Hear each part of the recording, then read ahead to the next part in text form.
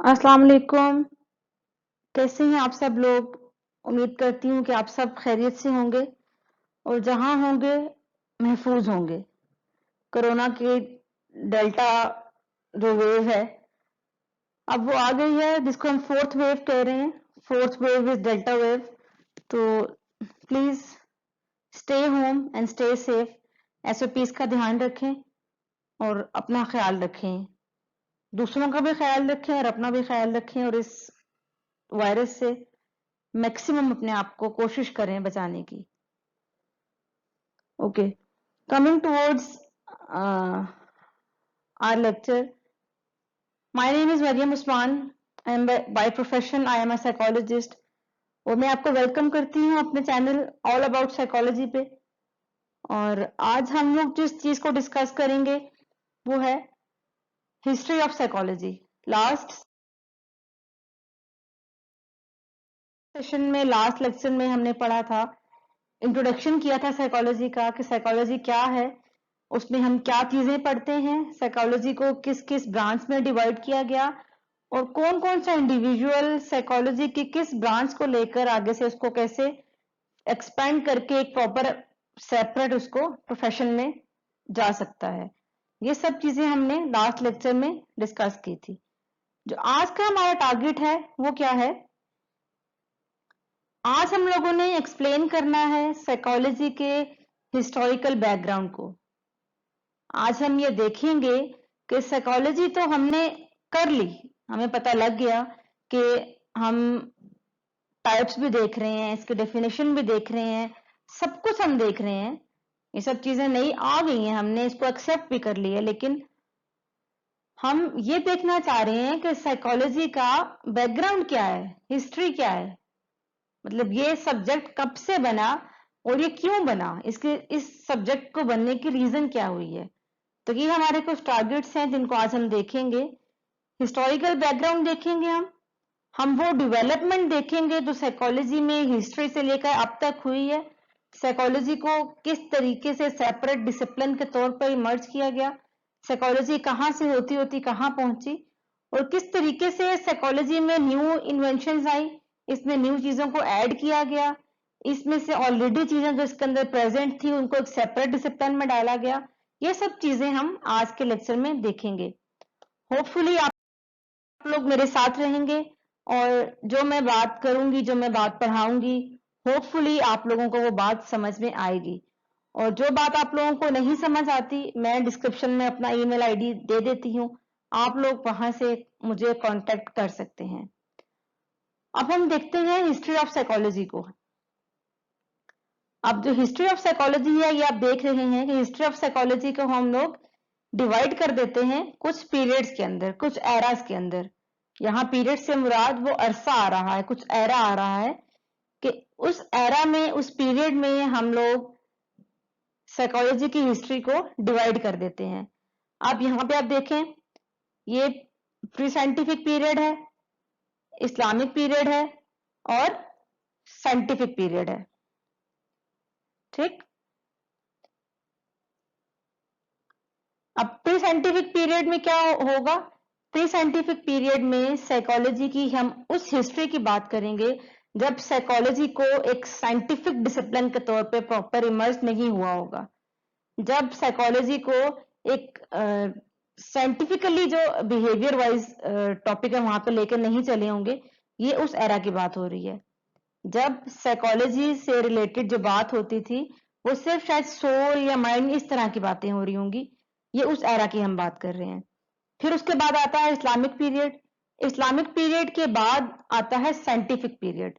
Scientific period से मतलब वो वाला पीरियड है जब बहुत से फिलोसोफर्स, बहुत से साइकोलॉजिस्ट जो हैं प्रॉपरली इस फील्ड में आ गए और इस फील्ड में आके प्रॉपरली उन्होंने साइंटिफिक मेथड को इस्तेमाल करते हुए साइंटिफिकली काम करना शुरू किया। अब साइंस, साइंस हम किस चीज को बोलते हैं? साइंस हम उसी चीज को बोलते हैं ना जहां पे हम किसी भी चीज को, किसी भी चीज के बारे में जब हम बात कर रहे होते हैं तो हम कोई एक्सपेरिमेंट के बेस पे बात कर रहे होते हैं, हम किसी थ्योरी को यहाँ पे अप्रूव या अप्रूव करके बात कर रहे होते हैं।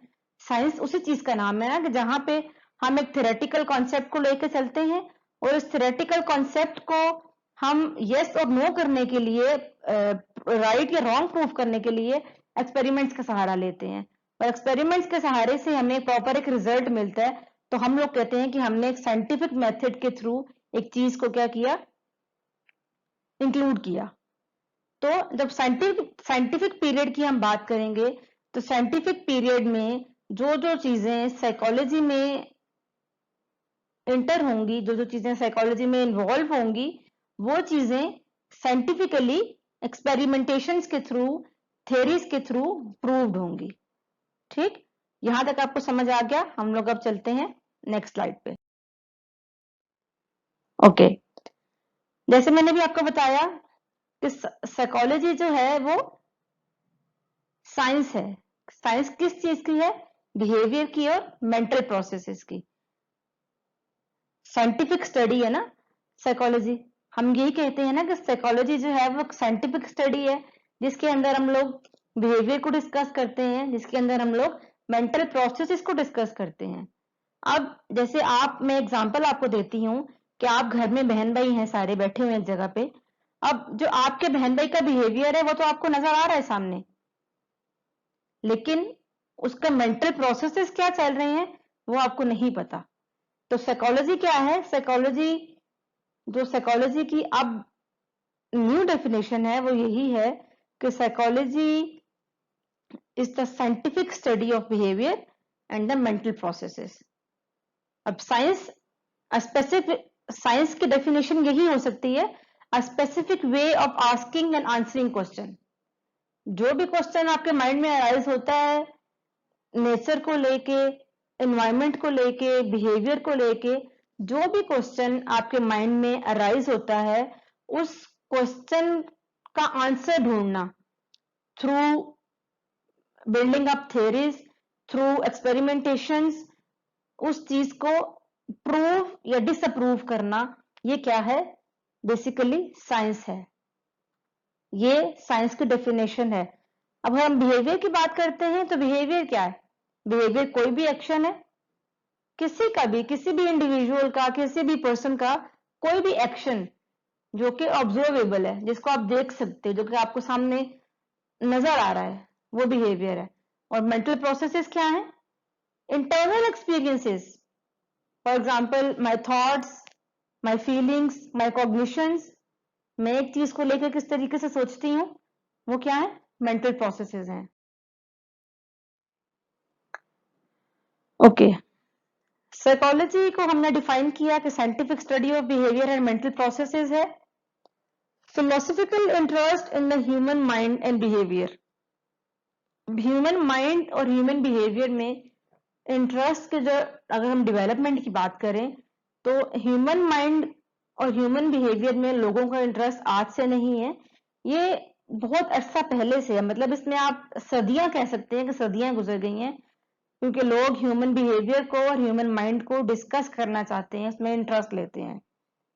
तो philosophical interest in the human mind and behaviour date back to the ancient civilization of Egypt, Persia, Greece, China and India. Now moving to the main title history. अब हम हिस्ट्री की तरफ चलते हैं। जैसे हमने पहले बात की कि फिलोसॉफिकल इंटरेस्ट जो है माइंड एंड बिहेवियर के, ये एंशिएंट सिविलाइजेशन से चल रहे हैं, ये आज या कल की बात नहीं है, सदियां हो गई हैं कि माइंड और बिहेवियर के जो इंटरेस्ट हैं लोगों के, वो चल रहे हैं। अब कुछ फिलोसोफर्स हैं, कुछ ग्रीक फिलोसोफर्स हैं, लाइक थैलस, सोक्रेट्स, अरिस्टोटल। ये वो फिलोसोफर्स हैं जिन्होंने नेचर वर्सेस नर्चर, कि आपका एनवायरनमेंट और आपकी नेचर, इन दो चीजों पे बहुत से क्वेश्चंस अराइज किए। ये वो लोग हैं जिन्होंने डिबेट की कि जो नेचर है उसका क्या फंक्शन है और जो नर्चर है उसका क्या फंक्शन है, एनवायरनमेंट में और आपकी हेरिडिटी में क्या डिफरेंस है, वो कहाँ पे अपना क्या क्या रोल प्ले कर रहे हैं। उन्होंने डिबेट की कि नेचर क्या करता है। नेचर का ताल्लुक प्लेयर के साथ है, पेन के साथ है, मोटिवेशन के साथ है, डिजायर के साथ है, आपके परसेप्शन के साथ है। अब जो proper psychology as a discipline जब आना शुरू हुई, वो आना शुरू हुई 18th सेंचुरी में। जब 18th सेंचुरी का एरा स्टार्ट हुआ, तब psychology Aahista Aahista Aahista proper discipline के तौर पे आना शुरू हुई। 18th सेंचुरी में इस्लामिक फिजिशियंस थे, फैज मोरक्को, इन्होंने प्रैक्टिसेस की। अब उस प्रैक्टिसेस में क्या इन्वॉल्व होता था, जो कि अब जो हम साइकोथेरेपी आजकल करते हैं, वो साइकोथेरेपी से मिलती जुलती प्रैक्टिसेस होती थी। किस लिए? मेंटल पेशेंट्स को ट्रीट करने के लिए। जो प्रैक्टिसेस इस्लामिक फिजिशियंस ने 18th सेंचुरी में आके स्टार्ट की थी ना, मेंटल पेशेंट्स को ट्रीट करने के लिए, उन प्रैक्टिसेस के बारे में सिगमंड फ्रॉइड ने बहुत अरसा पहले बात कर चुका था।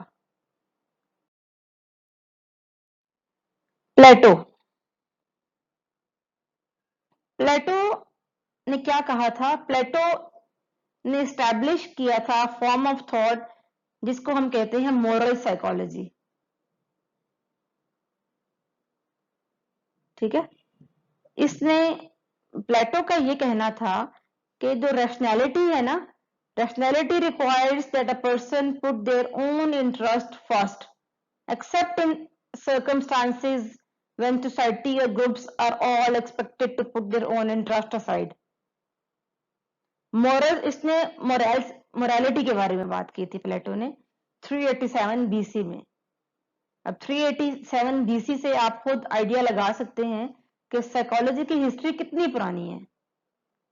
आज हम 2021 एरा में चल रहे हैं और ये प्लेटो ने 387 बीसी की हम बात कर रहे हैं।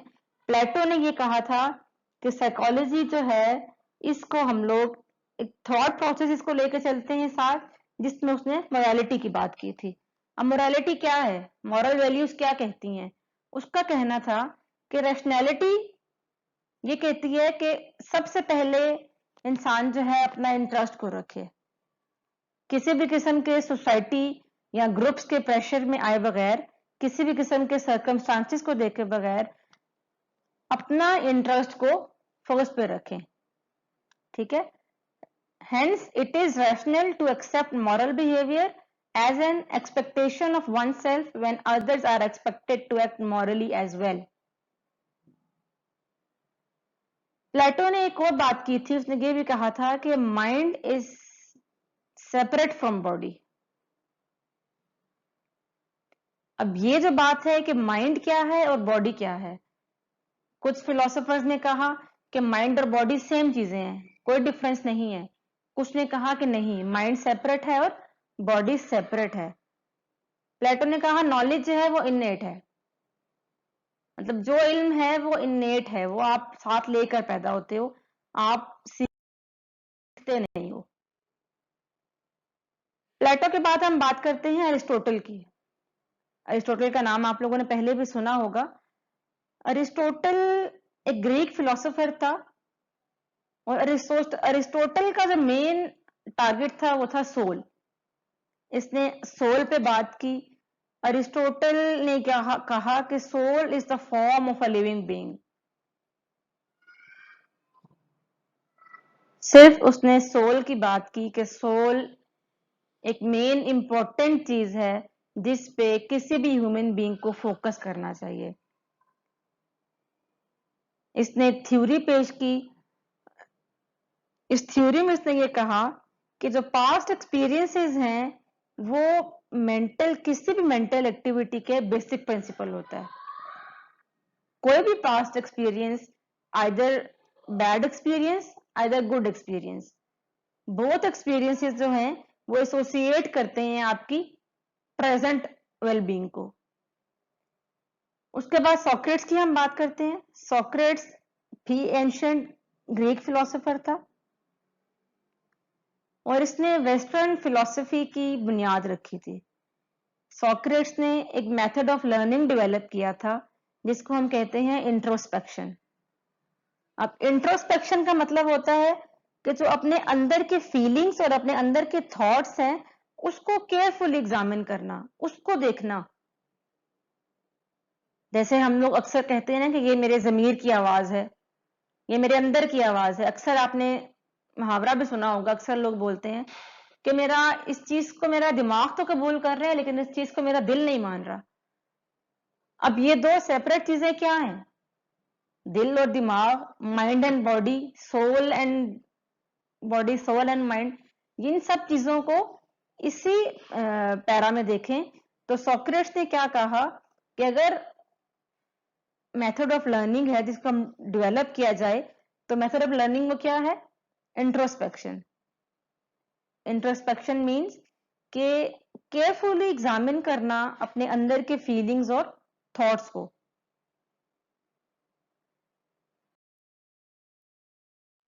लाइफ बिफोर साइकोलॉजी, अब जब साइकोलॉजी नहीं थी तो तब लाइफ कैसी थी? साइकोलॉजी जो है बेसिकली तो फिलॉसफी का सब्जेक्ट है। पहले फिलोसोफर्स होते थे, उसके बाद फिलॉसफी और साइकोलॉजी सेपरेट हुए। साइकोलॉजी ने एक अपना सिस्टम, अपना एक लाइन सेट किया और फिलॉसफी साइकोलॉजी से सेपरेट हुई। फिलॉसफी क्या क्वेश्चन करती है? Philosophy ask question about the mind कि does perception accurately reflect reality? How is sensation turned into perception?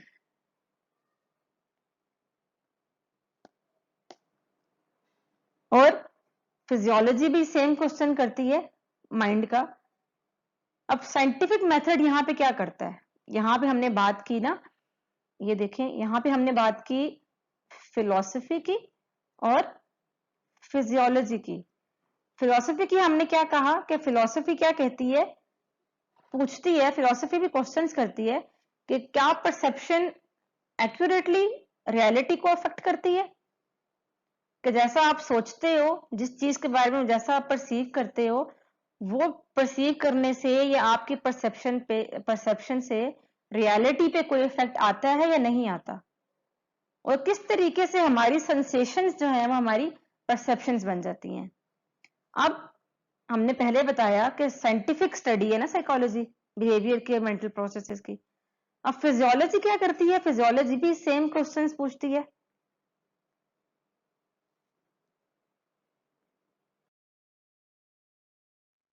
उसके बाद रेने डेस्कार्टिस, इसने क्या आइडिया दिया था? मोनोइज्म का और डुअलिज्म का। अब मोनोइज्म का आइडिया क्या था? मोनोइज्म ये था that all things are linked and inseparable। इसने कहा था कि माइंड और बॉडी एक ही चीज है, सेपरेट चीजें नहीं है और इनको आप सेपरेट कर भी नहीं सकते। ठीक। डुअलिज्म का क्या कॉन्सेप्ट था कि माइंड और बॉडी क्या है? सेपरेट है। ये दो कॉन्सेप्ट हैं। अब रेने डिस्कार्टेस ने, जो फ्रेंच फिलोसोफर था, उसका क्या कहना था? उसका ये कहना था कि body and the soul were separate entities only somewhat dependent on each other. ये मैंने आपको दो कॉन्सेप्ट बताए ना, एक कॉन्सेप्ट मैंने आपको बताया मोनोइज्म का और एक कॉन्सेप्ट मैंने आपको बताया डुअलिज्म का। ठीक है, ये दो कॉन्सेप्ट थे। इस कॉन्सेप्ट ये कहता है कि माइंड और बॉडी क्या है? एक ही है। माइंड और बॉडी का आपस में डायरेक्ट कनेक्शन है, एक ही चीज है। डुअलिज्म वाला कॉन्सेप्ट क्या कहता है? अब कुछ फिलोसोफर्स हैं जो कि मोनोइज्म वाले उस पे चलते हैं कॉन्सेप्ट पे, और कुछ फिलोसोफर्स ऐसे हैं जो कि डुअलिज्म वाले कॉन्सेप्ट पे चलते हैं, उस चीज को मानते हैं। कुछ फिलोसोफर्स कहते हैं कि माइंड और बॉडी सिर्फ एक ही चीज है, और कुछ फिलोसोफर्स कहते हैं कि नहीं, माइंड सेपरेट एंटिटी है और जो बॉडी आपकी है वो आपकी सेपरेट एंटिटी है। ठीक है, अब हम बात कर रहे हैं रेने डिस्कार्टिस की। तो ये क्या कहता है? ये कहता है कि बॉडी और सोल सेपरेट एंटिटीज हैं लेकिन somewhat dependent on each other, लेकिन एक दूसरे पे क्या करती हैं? डिपेंड करती हैं। अब यहां जो माइंड की बात हो रही है तो ये कहता है कि sense perceptions and physical passions of humans depends on the body but awareness of them is the job for the soul.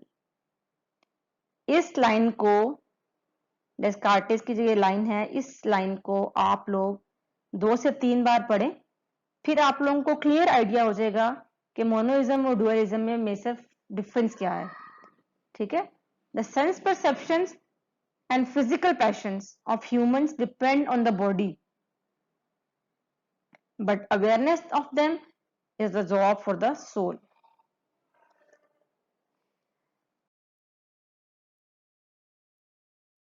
Francis Bacon जो है मॉडर्न साइंस का फाउंडर है।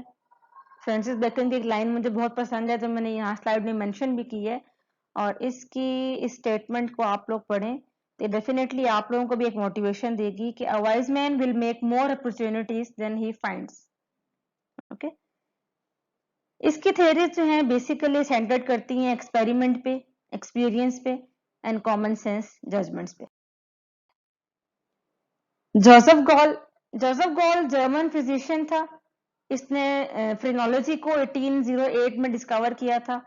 फ्रेनोलॉजी क्या है कि एबिलिटीज जो कि हमारे certain part of the brain के अंदर एबिलिटीज होती हैं, और इसने ये कहा था कि उन एबिलिटीज को हम लोग इंडेंटेशंस जो है ना स्कल के अंदर, जो हमारा स्कल है, इसको हम जख्मी करके, इसको खोल के जो है ना हम लोग इन एबिलिटीज को जो है ना बाहर निकाल सकते हैं, इनको मेजर कर सकते हैं।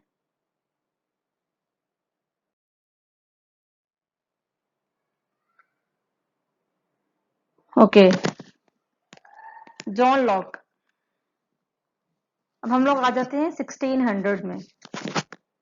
जॉन लॉक ने कहा था कि टेब्यूला रासा के बारे में उसने ऐसे स्टेटमेंट दी। उसने कहा टेब्यूला रासा, उसने माइंड को बोला कि माइंड क्या है, एक ब्लैंक स्टेट है।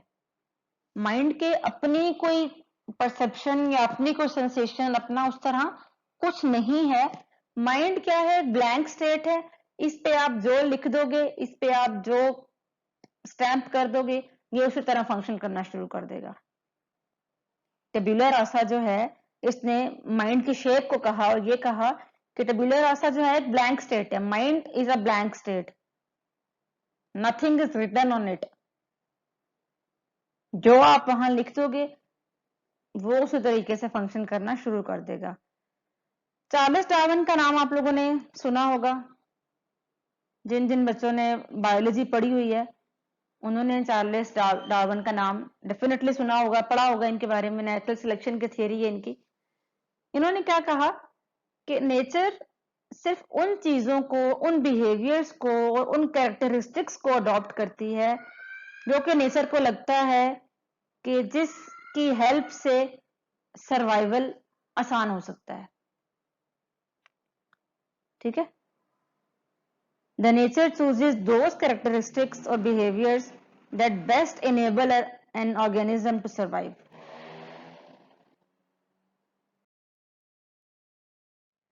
ओके, अब जी हम आ जाते हैं 1879। जैसा मैंने आपको बताया ना कि 1800s का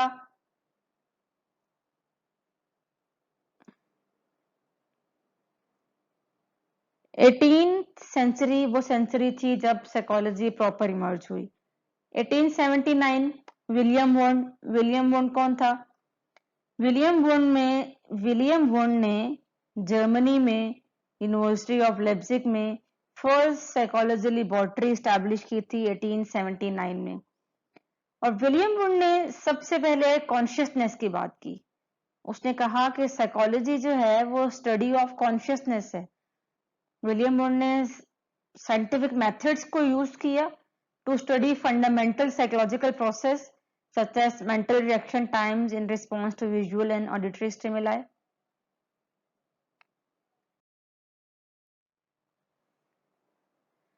टिचनर एंड स्ट्रक्चरलिज्म। अब कुछ स्कूल ऑफ थॉट्स थे जो फिलोसोफर्स ने जब काम किया साइकोलॉजी पे एज अ सेपरेट डिसिप्लिन, तो कुछ स्कूल ऑफ थॉट्स भी साथ में इमर्ज हुए। मतलब जो सेम स्कूल ऑफ थॉट के लोग थे उन्होंने सेम एक चीज पे काम किया, जो सेकंड स्कूल ऑफ थॉट के लोग थे उन्होंने दूसरी चीज पे काम किया। जिनके नजर में माइंड ज्यादा इंपॉर्टेंट था वो एक स्कूल ऑफ थॉट में आ गए, जिनके नजर में बॉडी ज्यादा इंपॉर्टेंट थी वो एक स्कूल ऑफ थॉट में चले गए, और जो ये समझते थे कि माइंड एंड बॉडी से हटके हमें कॉन्शियसनेस पे काम करना चाहिए वो एक स्कूल ऑफ थॉट में चले गए। अब स्ट्रक्चरलिज्म भी जो है क्या है, एक स्कूल ऑफ थॉट है। इसका जो था एडवर्ड टिस्नर, ये विलियम वुंड का स्टूडेंट था। स्ट्रक्चरलिज्म इसने मेजर स्कूल ऑफ थॉट दिया साइकोलॉजी में, और इसने क्या कहा इसमें कि कॉन्शियसनेस को जो है ना, हम लोग कॉन्शियस एक्सपीरियंस को हम लोग ब्रेक डाउन कर सकते हैं स्ट्रक्चर्स में, पार्ट ऑफ सेंसेशंस में, फीलिंग्स में। इंट्रोस्पेक्शन, जैसे मैंने पहले बात की थी कि इंट्रोस्पेक्शन एक टेक्निक यूज की गई जिसमें एक सब्जेक्ट को सर्टन लाइट पे रिस्पॉन्ड करने का बोला जाता था, और उस सर्टन लाइट पे रिस्पॉन्ड करने का एक सर्टन मतलब होता था। Introspection means to look inside oneself। उसके बाद 1880 में अमेरिकन साइकोलॉजी जो है अमेरिका तक पहुंची। साइकोलॉजी का जो सब्जेक्ट है वो अमेरिका तक पहुंचा, और अमेरिका में विलियम जेम्स थे साइकोलॉजिस्ट, जिन्होंने ये महसूस किया, जिनको ऐसा लगा कि जो स्ट्रक्चरलिज्म पे बात हुई है वो बहुत लिमिटेड है। हम लोग सिर्फ कॉन्शियसनेस को ब्रेक डाउन करके कुछ एलिमेंट्स में हम लोग सारी बात को नहीं क्लियर कर सकते, कुछ मजीद है जो रहता है। तो विलियम जेम्स ने क्या किया, फंक्शनलिज्म को इंट्रोड्यूस कराया। उन्होंने कहा कि जो बिहेवियर्स हैं और मेंटल एक्सपीरियंसेस हैं उनको भी पढ़ने की जरूरत है। उन्होंने हार्वर्ड यूनिवर्सिटी में एक्सपेरिमेंटल साइकोलॉजी का एक कोर्स इंट्रोड्यूस कराया। फंक्शनलिज्म जो है वो एक अर्ली स्कूल ऑफ थॉट है, जो कि एम्फिसाइज करता है कि जो बिहेवियर का और मेंटल एक्सपीरियंसेस का फंक्शन है उसको देखा जाए।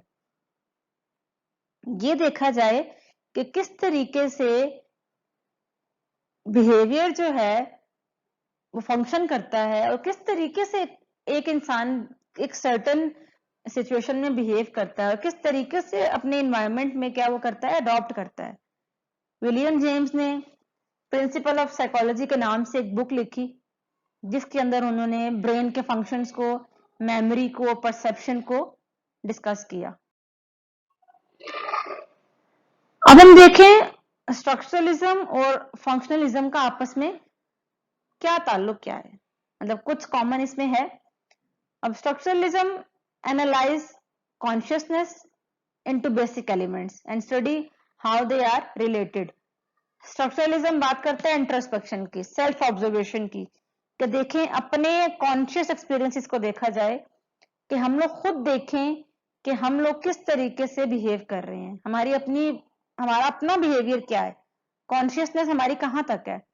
फंक्शनलिज्म कहता है कि फंक्शन को इन्वेस्टिगेट किया जाए,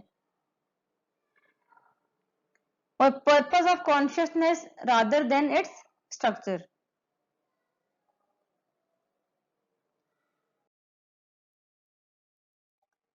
एटीन 1883 में फर्स्ट साइकोलॉजी लेबोरेटरी बनी अमेरिका में, जी स्टैनले हॉल विलियम जेम्स के स्टूडेंट थे।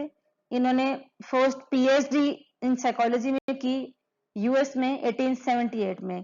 इन्होंने फर्स्ट साइकोलॉजी रिसर्च लेबोरेटरी बनाई यूएस में, और इन्होंने आज जो हम लोग एपीए, जिस एपीए को हम लोग फॉलो कर रहे हैं, अमेरिकन साइकोलॉजिकल एसोसिएशन, उनके ये फाउंडर थे।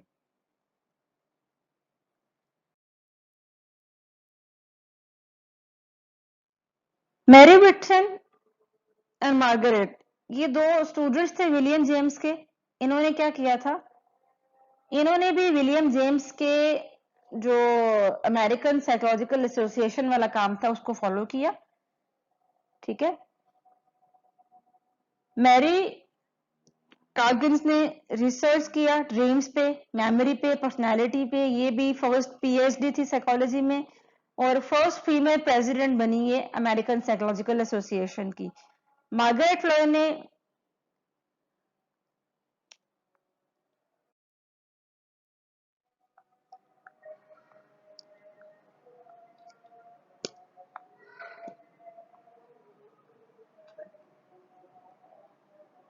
Thank you so much. अगर आपको मेरी वीडियो अच्छी लगी है तो प्लीज मेरा चैनल जरूर सब्सक्राइब करें। इस वीडियो को मैक्सिमम अपने साइकोलॉजी ग्रुप्स और जो जो लोग साइकोलॉजी पढ़ते हैं या पढ़ना चाहते हैं उन तक पहुंचाएं, क्योंकि नॉलेज जब तक बढ़ता रहता है तब तक ठीक रहता है। Thank you so much. Allah Hafiz.